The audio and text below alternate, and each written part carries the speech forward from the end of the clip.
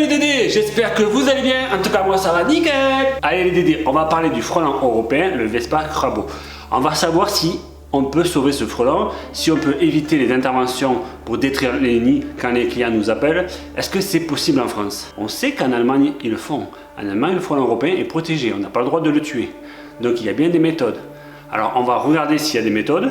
On va regarder si en France on est capable de faire ça. Pour l'instant, un petit rappel de qui est-ce qui est le frelon européen. Et après, on regarde si on peut aider ce frelon en France ou pas.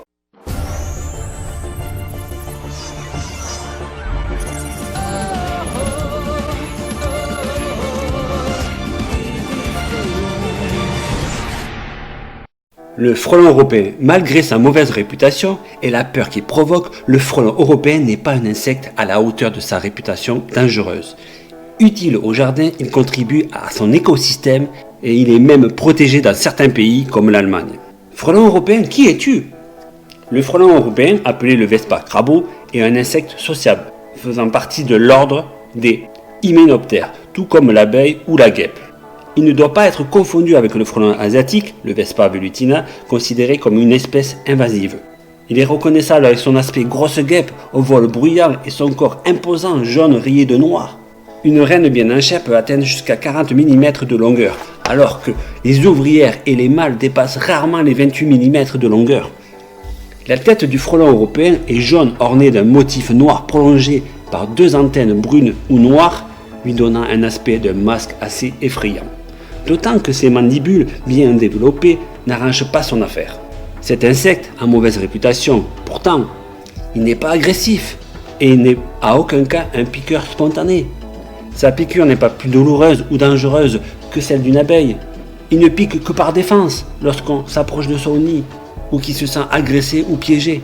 Cycle de vie d'un frelon européen. Au printemps, les reines fécondées ayant survécu à l'hiver partent à la recherche d'un lieu propice à la création de la nouvelle colonie. Dans un arbre, dans un mur, dans une cabane de jardin, dans une botte de foin, mais jamais en haut d'un arbre. Contrairement aux frelons asiatiques, elles peuvent aussi coloniser un ancien nid, ce que ne fait pas le frelon asiatique. Chaque reine créera sa propre colonie en construisant un nid fait de fibres de bois mâché. Elle commence par construire avec quelques alvéoles dans lequel elle va pondre des œufs qui se transformera en nymphs, puis en ouvrières stériles. Celles-ci vont continuer la construction du nid, composant une totalité de 5 à 12 plateaux d'alvéoles superposés. Les alvéoles et l'ouverture du nid sont toujours tournées vers le bas, contrairement aux frelons asiatiques qui orientent l'ouverture sur le côté. Les ouvrières vont aussi amener de la nourriture nécessaire pour le bon fonctionnement de la colonie. Pendant ce temps, la reine peut pondre jusqu'à 40 œufs par jour. En septembre, les œufs donneront des jeunes reines et des mâles aptes à se reproduire jusqu'à mourir. Seules les reines survivront pour créer la nouvelle colonie au printemps. Régime alimentaire du frelon européen. Contrairement à son cousin l'asiatique qui décime les colonies d'abeilles, le frelon européen débarrasse le jardin de nombreux parasites tels que les chenilles, les araignées, les criquets, les mouches ou encore les guêpes. Ils apprécient en outre de goûter le nectar des fleurs et se délecter de la pulpe juteuse de quelques fruits un peu trop mûrs. Certes, ça lui arrive de temps en temps de croquer quelques abeilles, mais ce n'est pas dans son quotidien.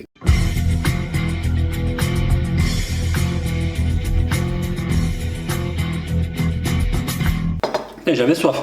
De faire la narration, c'est pas facile à faire quand même. Bon, voilà, les petits placements de produits pour un copain. Société Explicite, société de boissons énergétiques toulousain. C'est pour ça que je fais la publicité, parce que c'est toulousain. J'ai rencontré cette personne, toujours grâce à un nid de frelon. Il m'a appelé pour un nid de frelon, et il m'a montré ses produits. Je les ai goûtés. Franchement, j'adore. C'est pas très cher. Donc voilà, donc une petite pub pour les Toulousains. J'en fais souvent, à chaque fois des produits toulousains, je fais des pubs. Je gagne pas d'argent, ouais, c'est juste pour faire la pub. Donc je vous mets un lien dans la description pour accéder à la boutique si vous avez envie de commander. Et je vous mets un petit code de réduction qu'il m'a donné. Après cette petite info sur le frelon européen, nous allons parler du frelon européen en Allemagne. En Allemagne, le frelon européen est protégé. Et que font les habitants quand ils ont un nid de frelon européen chez eux? Ça, on va le voir en vidéo. Je vais vous proposer 3 petites vidéos. Et à chaque fin de vidéo, je vais parler de ce qu'on a vu. Et je vais vous donner mon avis. Et après les 3 vidéos, je vous dirai si en France, on peut protéger le frelon européen ou pas. Allez, c'est parti pour la première.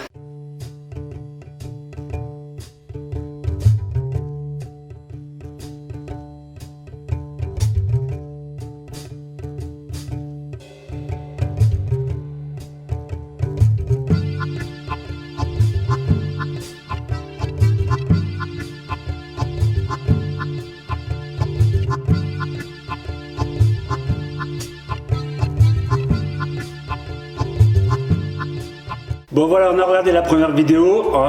Vous avez vu, on est chez un propriétaire qui a un nid de frelons dans une chambre, accroché à un rideau. Comme il a laissé la fenêtre ouverte, les frelons sont rentrés et ont fabriqué le nid. Ça doit être une pièce qui ne se sert pas souvent, où il n'y a personne qui dort. Mais il a décidé de garder le nid, de ne pas le détruire, de ne pas le déménager. Donc vous avez vu ce qu'il a fait en fait. Déjà vous avez vu, c'est pas du tout agressif. En Allemagne, ils sont pas du tout agressifs les frelons. Et vous avez vu, c'est rapproché, pas de tenue, la main qui touche le rideau, pas d'attaque.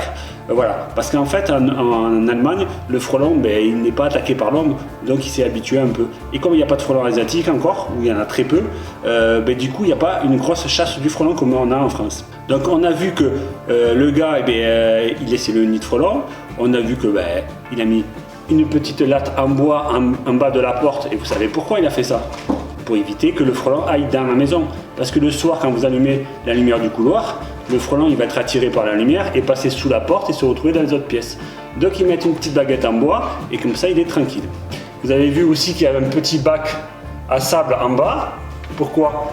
Parce que le frelon européen jette les déchets par l'ouverture du bas. Contrairement au frelon asiatique, lui qui va garder une cuvette pour les déchets, et je pense même qu'il les recycle. Donc c'était une petite vidéo sur un nid de frelons. Les habitants allemands gardent le nid chez eux. Je pense pas qu'en France on est capable de faire ça, mais si vous êtes capable de garder un nid de frelons chez vous à l'intérieur, dites-moi-le en commentaire. Là on va passer sur la deuxième vidéo qui va être pareil, un nid de frelons chez quelqu'un, mais cette fois-ci les habitants vont vouloir enlever le nid. Allez, c'est parti pour la vidéo.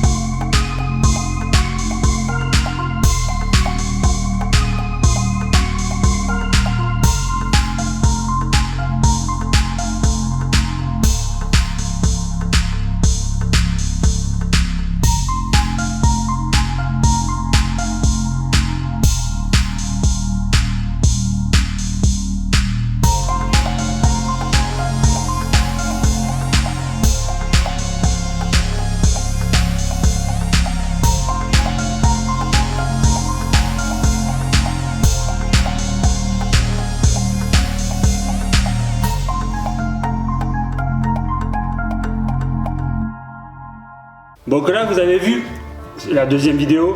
Alors, on est sur une petite famille qui a un nid de frelons européen dans un volet coulissant, classique, ça arrive souvent. Donc ils décident de l'enlever, ils ne veulent pas le garder. Voilà, il y a des gens qui ont peur, même en Allemagne, mais ils ne veulent pas les tuer. Donc ils ont demandé à quelqu'un de venir enlever le nid. Donc vous avez vu toute la procédure. Il faut un aspirateur, un peu comme celui d'Étienne. Un aspirateur, il a aspiré un maximum de frelons. Après, il a démonté le coffrage du volet. Il a récupéré les galettes. Alors, donc vous avez vu, une petite poche en plastique pour récupérer les galettes, pour protéger sa main. Juste un petit masque pour se protéger du visage. Et le frelon, il n'est pas du tout agressif. Et en France, vous prenez un nid de frelon européen, vous touchez des galettes, vous avez une attaque. Ça, je vous le garantis, c'est sûr et certain, vous avez une attaque. Voilà. Il est beaucoup plus agressif en France, du moins dans le sud-ouest de la France, hein, parce qu'on chasse beaucoup le frelon asiatique. Les clients nous appellent pour chasser le frelon asiatique. Dès qu'il y a un frelon européen, on le chasse aussi. Donc il est beaucoup plus agressif, il se donne les informations année par année, reine par reine, il se donne les informations. Attention, aujourd'hui l'humain nous attaque. Oui. Qu'en Allemagne, il se donne des informations, l'humain ne nous attaque pas. Donc c'est pour ça, donc vous avez vu, ils ont enlevé, ils ont mis ça dans une boîte, ils ont récupéré les galettes, ils les ont collées sur une petite planche en bois, manière de refaire un nid en fait. Ils ont endormi les frelons avec un gaz pour les... je pense que c'est un gaz, et pour les endormir, pour pouvoir les remettre dans la boîte qu'ils ont fabriquée. Enfin, on va dire que c'est une ruche, c'est une ruche à frelons, comme une ruche à abeilles, mais une ruche à frelons. Et après, ils ont apporté cette ruche à un endroit où ils vont considérer qu'il n'y a pas de danger pour les gens. Donc ils ont dû mettre ça soit dans un jardin fleuri ou dans une forêt, et ils laissent cette ruche en place. Et ils enlèvent le petit bout de scotch et on voit que les frelons ils s'adaptent. Donc on peut déménager un nid de frelons européen. Il y a une manière de faire. Il ne faut pas le faire brusquement, les endormir, les déplacer, récupérer les galettes, récupérer les fondatrices, les larves et les laisser dans une boîte et puis après les poser à un endroit. Donc c'est possible puisque les Allemands le font, tout le monde doit savoir le faire. Donc là on va voir une troisième vidéo qui est différente, c'est un nid de frelons dans un arbre. Parce que là, vous allez me dire, vous pouvez démonter le volet pour récupérer le nid, mais des fois, c'est dans des endroits où on peut pas récupérer, on peut pas démonter. Mais là, on a un exemple dans un arbre. Donc je vous montre ça et on en reparle après. À de suite.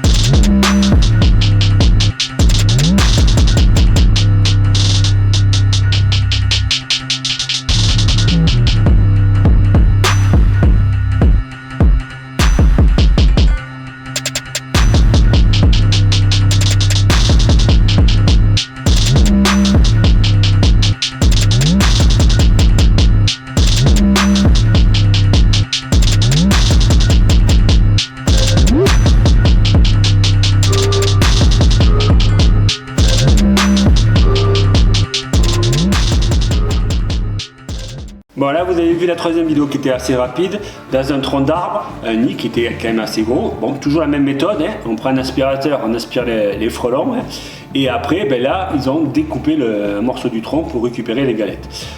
Moi je suis pas fan d'enlever les nids de frelons dans les arbres, bien entendu, parce que je me dis il suffit de baliser autour de l'arbre, de dire de ne pas se rapprocher et on laisse les frelons tranquilles.